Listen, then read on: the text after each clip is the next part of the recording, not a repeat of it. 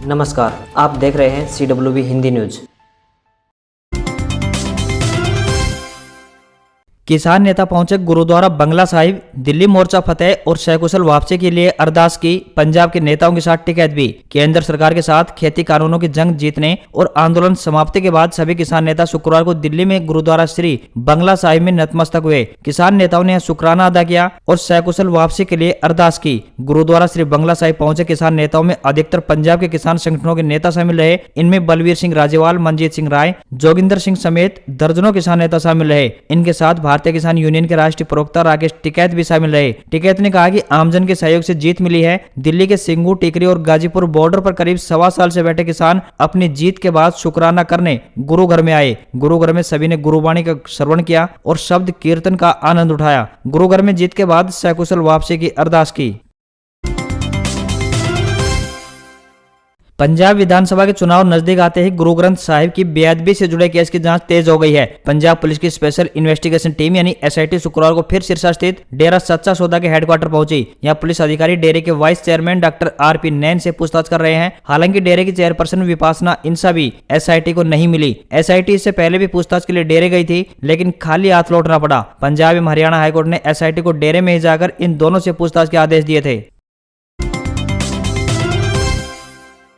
Delhi border से किसानों की रवानगी। रात भर टेंट और सामान समेटते रहे आंदोलनकारी। दोनों बॉर्डर से 100 से ज्यादा ट्रैक्टर हो चुके रवाना। किसानों के सिंगू और टिकरी बॉर्डर से रवानगी शुरू हो गई है। 1 साल 15 दिन तक चला किसानों का आंदोलन अब खत्म हो चुका है। 24 घंटे में 10 से ज्यादा ट्रैक्टर दोनों ही बॉर्डरों से घरों की ओर रवाना हो गए हैं। रवानगी से पहले किसानों ने टिकरी बॉर्डर पर भंगड़ा भी डाला। बचे हुए किसान अपने ट्रैक्टरों और बाकी साजो सामान लोड करने में जुटे हुए हैं। दिल्ली के बॉर्डर पर सुबह तक काफी बड़ा एरिया खाली हो चुका है, लेकिन हाईवे को पूरी तरह चालू होने में अभी कुछ और वक्त लग सकता है। संयुक्त किसान मोर्चा यानी SKM ने गुरुवार को आंदोलन को स्थगित करने की घोषणा की थी। किसान संगठनों की केंद्र से कई दिन की बातचीत के बाद दोनों ही पक्षों में सहमति बनी और फिर घर वापसी का रास्ता तय हुआ। कानूनी प्रक्रिया के बाद वापस होंगे किसानों पर दर्ज केस। हरियाणा सरकार ने जिलों से मांगा डाटा। किसान संगठनों का आंदोलन खत्म होने के साथ ही हरियाणा सरकार ने आंदोलनकारियों पर दर्ज मुकदमे वापस लेने की प्रक्रिया शुरू कर दी है। हरियाणा सरकार इन मुकदमों को वापस लेने के लिए होमवर्क पूरा कर चुकी है, लेकिन उसे केंद्र सरकार और आंदोलनकारी किसान संगठनों के बीच हुए समझौते की प्रति का इंतजार है। पहले चरण में किसानों पर दर्ज मुकदमे वापस होंगे। फिर यदि केंद्र के निर्देश हुए तो दिवंगत किसानों के परिजनों को 5 लाख रुपए प्रति व्यक्ति के हिसाब से मुआवजा भी दिया जा सकता है। यह राशि अभी तय नहीं की गई है। हरियाणा में आंदोलनकारी किसान संगठनों के विरुद्ध 264 FIR दर्ज हैं, जिनमें से 1757 लोगों को नामजद किया गया है। वहीं 48,000 आंदोलनकारियों को अज्ञात की श्रेणी में रखा गया है, तो 4 केस दुष्कर्म और हत्याओं से जुड़े हुए भी हैं। हरियाणा विद्यालय शिक्षा बोर्ड द्वारा हरियाणा अध्यापक पात्रता के प्रवेश पत्र बोर्ड की वेबसाइट पर उपलब्ध करा दिए गए हैं। पात्रता परीक्षा 2021 यानी एस्टेट लेवल 1, 2 और 3 का आयोजन 18 व 19 दिसंबर 2021 को करवाया जा रहा है। इस परीक्षा के पात्र अभ्यर्थियों के प्रवेश पत्र यानी एडमिट कार्ड बोर्ड की वेबसाइट www.bseh.org.in पर उपलब्ध होंगे। सभी अभ्यर्थी प्रवेश पत्र यानी एडमिट कार्ड पर दर्शाए गए महत्वपूर्ण नोट निर्देशों को ध्यान से पढ़कर व समझकर उनका पालन करना सुनिश्चित करें। दिल्ली जयपुर नेशनल हाईवे पर धरना खत्म। हरियाणा, राजस्थान समेत कई राज्यों के लोगों को मिली राहत। संयुक्त किसान मोर्चा ने केंद्र सरकार से लिखित में आश्वासन मिलने के बाद अपना आंदोलन खत्म कर दिया है। ऐसे में दिल्ली जयपुर नेशनल हाईवे पर लंबे समय से चल रहे प्रदर्शन के कारण परेशान लाखों लोगों को जल्द राहत मिलने जा रही है। अब धरना समाप्त होने से शनिवार तक मुख्य मार्ग से यातायात शुरू होने की संभावना बन गई है। इसका इशारा संयुक्त किसान मोर्चा के बड़े नेता यानी योगेंद्र यादव ने भी किया है। गौरतलब है कि हरियाणा राजस्थान सीमा यानी रेवाड़ी के गाँव जयसिंहपुरा खेड़ा राजस्थान के शाहजहांपुर पर धरना दे रहे किसानों ने सामान समेटना शुरू कर दिया है। शुक्रवार को धरना स्थल पर पहुंचे किसान नेता योगेंद्र यादव ने कहा कि जनरल बिपिन रावत की मौत के कारण राष्ट्रीय शोक की स्थिति है, इसलिए हम कोई खुशी नहीं मना रहे हैं। हम शुक्रवार को अपना धरना समाप्त कर रहे हैं।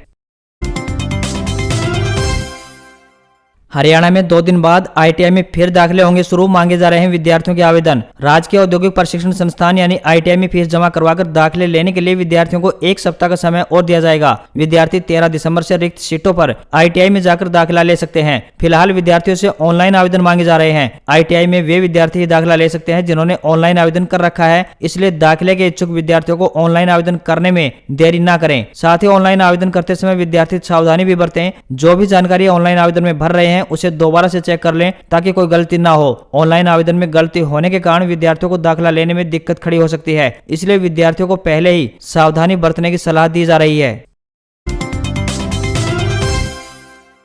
9% से अधिक फीस नहीं बढ़ा सकेंगे निजी स्कूल। हरियाणा सरकार ने स्कूल शिक्षा नियमों में किया बदलाव। हरियाणा में मनमानी फीस बढ़ोतरी को लेकर अभिभावकों व प्राइवेट स्कूलों के बीच हर साल होने वाले विवाद पर सरकार ने विराम लगा दिया है। हरियाणा सरकार ने कानून बनाकर अब प्राइवेट स्कूलों पर शिकंजा कस दिया है। वह न तो मनमानी फीस वसूल सकेंगे और न ही किसी अन्य मद में अभिभावकों पर फंड देने के लिए दबाव बना सकेंगे। प्रदेश सरकार ने व्यवस्था की है कि कोई भी स्कूल हर साल 9 से 10% वार्षिक दर से ज्यादा फीस में बढ़ोतरी नहीं कर सकेगा। उत्तर प्रदेश में भी ऐसी ही कुछ व्यवस्था है। हरियाणा में करीब 16,000 प्राइवेट स्कूल हैं जिनकी मनमानी पर अब रोक लग सकेगी, लेकिन इनमें भी 60% स्कूल ऐसे हैं जो बच्चों से अधिक फीस वसूलते हैं।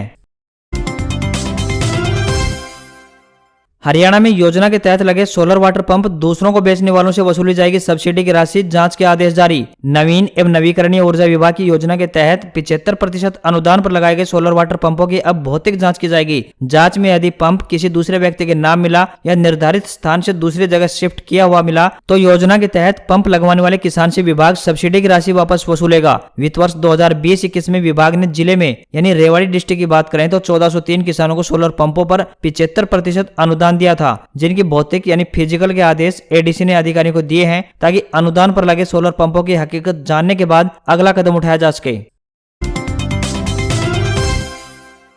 स्कॉलरशिप योजना दिव्यांग छात्रों की छात्रवृत्ति के लिए ऑनलाइन आवेदन आमंत्रित। हरियाणा सरकार ने दिव्यांग छात्रों को साल 2021-22 की प्री मैट्रिक, पोस्ट मैट्रिक और उच्च श्रेणी शिक्षा हेतु छात्रवृत्ति का लाभ देने के लिए ऑनलाइन आवेदन आमंत्रित किए हैं। सामाजिक न्याय एवं अधिकारिता विभाग के एक प्रवक्ता ने बताया कि प्री मैट्रिक छात्रवृत्ति, पोस्ट मैट्रिक छात्रवृत्ति और उच्च श्रेणी शिक्षा के तहत नई छात्रवृत्ति, पहली बार के आवेदक और नवीकरणीय छात्रवृत्ति जिन आवेदकों को साल 2020-21 में छात्रवृत्ति मिली है के लिए 15 दिसंबर 2021 तक ऑनलाइन आवेदन जमा करा सकते हैं। उन्होंने बताया कि दिव्यांगजन के पास सक्षम चिकित्सा प्राधिकारी द्वारा जारी दिव्यांगता प्रमाण पत्र होना जरूरी है। आंदोलन खत्म होते ही किसानों का ऐलान, बीजेपी जेजेपी नेताओं का अब नहीं होगा विरोध। एक साल से ज्यादा समय से चल रहे किसान आंदोलन को स्थगित करने की घोषणा संयुक्त किसान मोर्चा की ओर से हो चुकी है। उचाना के उपमंडल कार्यालय में संयुक्त किसान मोर्चा उचाना का धरना 48वें दिन भी वीरवार को जारी रहा। इस दौरान भाकियू यानी चढ़ोनी जिला अध्यक्ष आजाद पालवा ने कहा कि उनके पास गुरनाम सिंह चढ़ोनी का फोन आया है। संयुक्त किसान मोर्चा द्वारा दिल्ली बॉर्डर पर चल रहे किसानों के धरने को स्थगित कर दिया गया है। केंद्र सरकार द्वारा किसानों की मांगे मान ली है। 11 दिसंबर का दिन देश के लिए ऐतिहासिक दिन होगा। यह दिन हर साल विजय दिवस के रूप में मनाया जाएगा। उन्होंने कहा कि किसान आंदोलन के दौरान संयुक्त किसान मोर्चा खाप पंचायतों द्वारा फैसला लिया गया था कि जब तक किसान आंदोलन चलेगा तब तक जेजेपी व बीजेपी नेताओं का गांव में आने पर, किसी भी कार्यक्रम में आने पर विरोध करेंगे। अब आंदोलन के स्थगित होने पर जेजेपी और बीजेपी नेताओं के विरोध का जो फैसला लिया गया था, अब किसानों की मांग पूरी होने पर दोनों पार्टियों के नेताओं का विरोध नहीं किया जाएगा। आपको कहीं भी गंदगी दिखे तो इस ऐप पर करें शिकायत, 3 घंटे के अंदर होगी सफाई। गंदगी से संबंधित समस्याओं का समाधान करने के लिए सरकार द्वारा स्वच्छ हरियाणा ऐप जारी की गई है। गंदगी से निजात के लिए नागरिक स्वच्छ हरियाणा ऐप का अधिक से अधिक उपयोग करें। इस ऐप पर शिकायत जाने के 3 घंटे के अंदर समस्या का समाधान किए जाने का प्रावधान है। गंदगी से संबंधित शिकायतों के निवारण के लिए सरकार द्वारा साल 2020 में स्वच्छ हरियाणा ऐप जारी की जा चुकी है। आपको बता दें कि इस ऐप की चंडीगढ़ मुख्यालय से शहरी निकाय द्वारा मॉनिटरिंग की जा रही है। यदि घर से कूड़ा लेने वाली गाड़ी नहीं आने पर, सड़क सफाई न होने पर, खाली प्लाट में कूड़ा होने पर, शौचालयों पानी बिजली सफाई न होने पर तथा साथ ही नाले सफाई न होने पर, डस्टबिन के आसपास सफाई न होने पर और स्ट्रीट लाइट से संबंधित शिकायत अपलोड की जा सकती है। इस ऐप पर समस्या अपलोड करने के बाद 3 घंटे के अंदर समस्या का समाधान किया जाता है। सुबह 8 बजे से शाम 5 बजे तक शिकायत कर सकते हैं। यदि कोई रात के समय शिकायत करता है तो उस शिकायत का निदान अगले दिन किया जाएगा।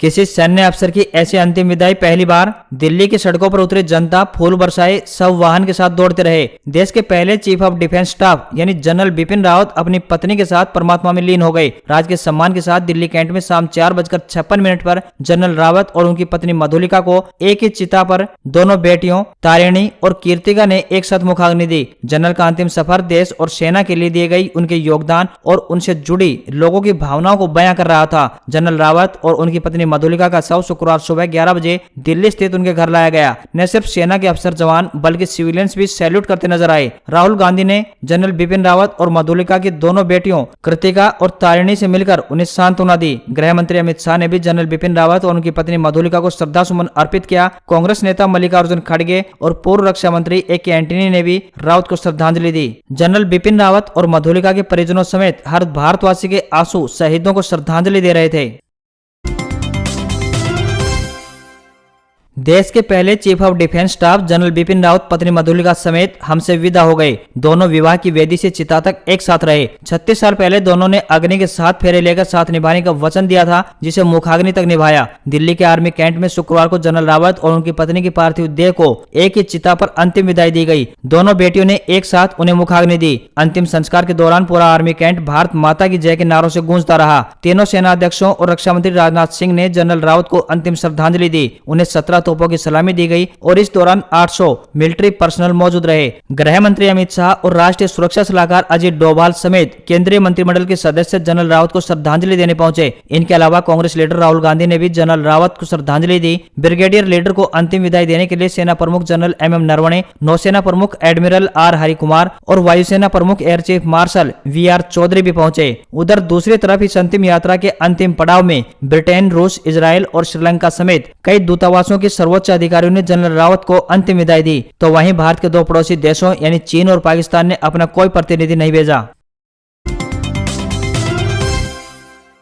तमिलनाडु में हेलीकॉप्टर क्रैश में देश के पहले चीफ ऑफ डिफेंस स्टाफ यानी CDS जनरल बिपिन रावत के ऐसे निधन से पूरा देश शोकाकुल है। उनके निधन का दुख तमिलनाडु ही नहीं बल्कि देश की राजधानी दिल्ली से भी 1000 किलोमीटर दूर पाकिस्तान सीमा से सटी लाइन ऑफ कंट्रोल यानी LOC पर भी महसूस किया गया। जो LOC रात दिन पड़ोसी देश की हरकतों के कारण गोलियों और मोर्टार के शोर से गूंजती रहती है, गुरुवार को उसी LOC पर कुपवाड़ा, मछाल, बारामूला लगभग सभी जगह जनरल रावत के निधन के लिए दुख के बोल सुनाई दिए। दुख भरी ये आवाजें उन लोगों की थी जिनके लिए देश का CDS ही नहीं बल्कि उनका एक पुराना दोस्त इस दुनिया से चला गया। इन लोगों ने गुरुवार को खून को भी जमा देने वाली माइनस टेम्परेचर के बावजूद सड़कों पर जगह जगह कैंडल मार्च निकालकर शोक सभाओं के लिए जमा होकर और जनरल रावत की तस्वीरों के आगे मोमबत्तियां जलाकर उनके निधन पर शोक जताया। कैंडल मार्च निकालने के बाद मछाल के ग्रामीणों ने जनरल बिपिन रावत की तस्वीर पर फूल चढ़ाकर उन्हें श्रद्धांजलि दी। साथ ही MI-17 V5 हेलीकॉप्टर क्रैश में मरने वाले सभी लोगों की याद में 2 मिनट का मौन भी रखा गया और उनकी आत्मा की शांति के लिए प्रार्थना की। इस दौरान सभी ने कहा कि जम्मू कश्मीर में सुरक्षा, शांति और स्थिरता का माहौल बनाने के लिए